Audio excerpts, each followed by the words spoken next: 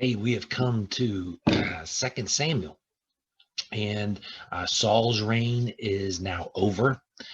David's reign is about to begin, but it is not an easy thing to do. Different people are claiming the throne, and so we're going to see a divided kingdom. It's just not the Israelites anymore. They've become split. David is in control of some of it, and we'll find out who is in control of the rest of it. So let's just go ahead and get started. 2 Samuel chapter 1 and 2, reading from the New Living Translation today. After the death of Saul, David returned from his victory over the Amalekites and spent 2 days in Ziklag. On the third day, a man arrived from Saul's army camp. He had torn his clothes and put dirt on his head to show that he was in mourning. He fell to the ground before David in deep respect. "Where have you come from?" David asked. "I escaped from the Israelite camp," the man replied. "What happened? Tell me how the battle went." The man replied, "Our entire army fled from the battle. Many of the men are dead, and Saul and his son Jonathan are also dead." "How do you know Saul and Jonathan are dead?" David demanded of the young man. The man answered, "I happened to be on Mount Gilboa, and there was Saul leaning on his spear with the enemy chariots and charioteers closing in on him. When he turned and saw me, he cried out for me to come to him. 'How can I help?' I asked him.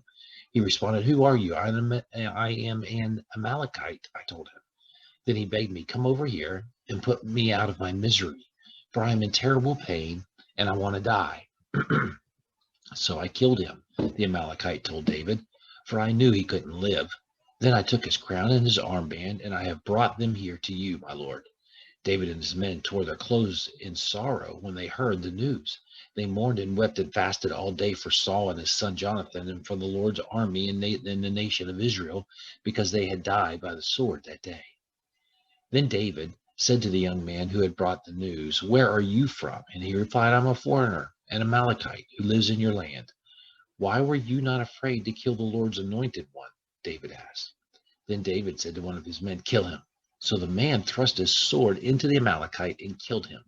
"You have condemned yourself," David said, "for you yourself confessed that you killed the Lord's anointed one." Then David composed a funeral song for Saul and Jonathan, and he commanded that it be taught to the people of Judah. It is known as the Song of the Bow. It is recorded in the book of Jasher. "Your pride and joy, O Israel, lies dead in the hills. Oh, how the mighty heroes have fallen. Don't announce the news in Gath. Don't proclaim it in the streets of Ashkelon. Or the daughters of the Philistines will rejoice, and the pagans will laugh in triumph. O mountains of Gilboa, let there be no dew or rain upon you, nor fruitful fields producing offerings of grain. For there the shield of the mighty heroes was defiled. The shield of Saul will no longer be anointed with oil. The bow of Jonathan was powerful. The sword of Saul did its mighty work. They shed the blood of their enemies and pierced the bodies of mighty heroes. How beloved and gracious were Saul and Jonathan. They were together in life and in death. They were swifter than eagles, stronger than lions. O women of Israel, weep for Saul, for he dressed you in luxurious scarlet clothing and garments decorated with gold. Oh, how the mighty heroes have fallen in battle. Jonathan lies dead on the hills. How I weep for you, my brother Jonathan. Oh, how much I loved you, and how your love for me was deep, deeper than the love of women. Oh, how the mighty heroes have fallen. Stripped of their weapons, they lie dead. After this, David asked the Lord, "Should I move back to one of the towns of Judah?" "Yes," the Lord replied. Then David asked, "Which town should I go to?" "To Hebron," the Lord answered. David's two wives were Ahinoam from Jezreel and Abigail, the widow of Nabal from Carmel. So David and his wives and his men and their families all moved to Judah, and they settled in the villages near Hebron. Then the men of Judah came to David and anointed him king over the people of Judah. When David heard that the men of Jabesh Gilead had buried Saul, he sent them this message: "May the Lord bless you for being so loyal to your master Saul and giving him a decent burial. May the Lord be loyal to you in return and reward you with his unfailing love, and I too will reward you for what you have done. Now that Saul is dead, I ask you to be my strong and loyal subjects, like the people of Judah who have anointed me as their new king. But Abner, son of Ner, the commander of Saul's army, had already gone to Mahanaim with Saul's son Ishbosheth. There he proclaimed Ishbosheth king over Gilead, Jezreel, Ephraim, Benjamin, and the land of the Asherites, and all the rest of Israel. Ishbosheth's son, Saul's son, was 40 years old when he became king, and he ruled from Mahanaim for 2 years. Meanwhile, the people of Judah remained loyal to David. David made Hebron his capital, and he ruled as king of Judah for 7.5 years. One day, Abner led Ishbosheth's troops from Mahanaim to Gibeon. About the same time, Joab, son of Zeruiah, led David's troops out and met them at the pool of Gibeon. The two groups sat down there, facing each other from opposite sides of the pool. Then Abner suggested to Joab, "Let's have a few of our warriors fight hand to hand here in front of us." "All right," Joab agreed. So 12 men were chosen to fight from each side, 12 men of Benjamin representing Ishbosheth's son of Saul, and 12 representing David. Each one grabbed his opponent by the hair and thrust his sword into the other side so that all of them died. So this place at Gibeon has been known ever since as the Field of Swords. A fierce battle followed that day, and Abner and the men of Israel were defeated by the forces of David. Joab, Abishai, Asahel, and the sons of Zeruiah were among David's forces that day.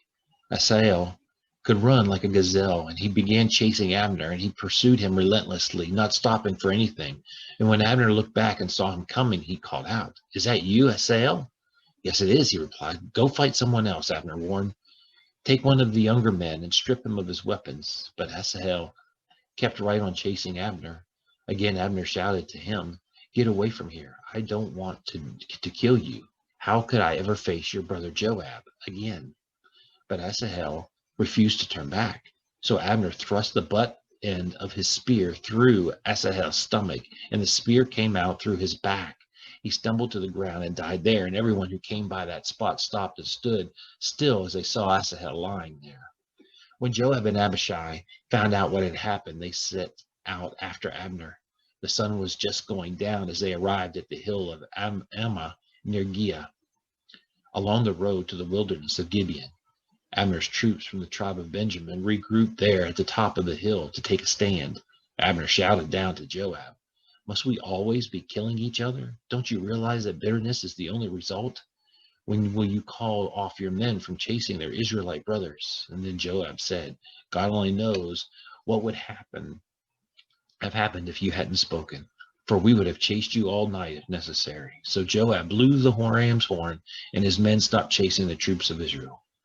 All that night, Abner and his men retreated through the Jordan Valley. They crossed the Jordan River, traveling all through the morning, and didn't stop until they arrived at Mahanaim. Meanwhile, Joab and his men also returned home. When Joab counted his casualties, he discovered that only 19 men were missing in addition to Asahel. But 360 of Abner's men had been killed, all from the tribe of Benjamin. Joab and his men took Asahel's body to Bethlehem and buried him there in his father's tomb. Then they traveled all night and reached Hebron at daybreak.